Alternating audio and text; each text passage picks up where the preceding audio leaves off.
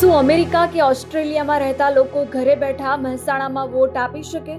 જી હા, મહેસાણામાં બોગસ વોટિંગના ગંભીર આક્ષેપો સાથે ખળભળાટ મચી ગયો છે.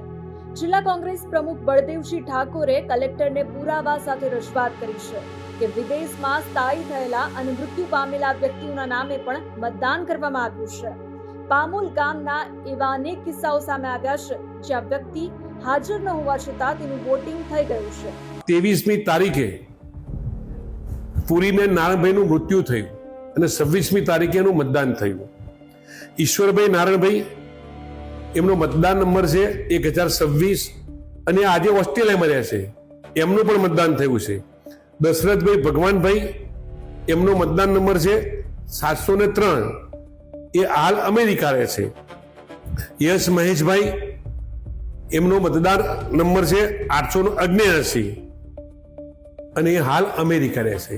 આ તો વિજાપુર તાલુકાના પામોલ ગામનો એક જ દાખલો આપું છું. હું કલેક્ટરશ્રીને આજે મારો પત્ર લખ્યો છે કે સમગ્ર મહેસાણા જિલ્લાની અંદર તમે જે મતદાન થયું હોય એનું લિસ્ટ તમે અમને આપો. ચૂંટણી પ્રક્રિયા પર સવાલ ઉઠાવતા આ કૌભાંડની તપાસની માંગ ઉગ્ર બની છે. આવી જ સત્ય હકીકતો માટે જોતા રહો ગુજરાત સુરક્ષિત.